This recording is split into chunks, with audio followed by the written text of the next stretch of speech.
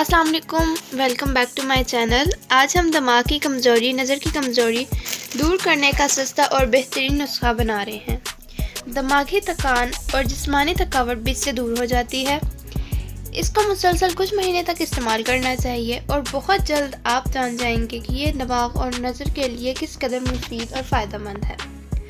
सबसे पहले 5 अदद बादाम की गिरियाँ, 1 चम्मच खसखस, 1 गिलास पानी को मिट्टी के प्याले में रात को भिगो दें।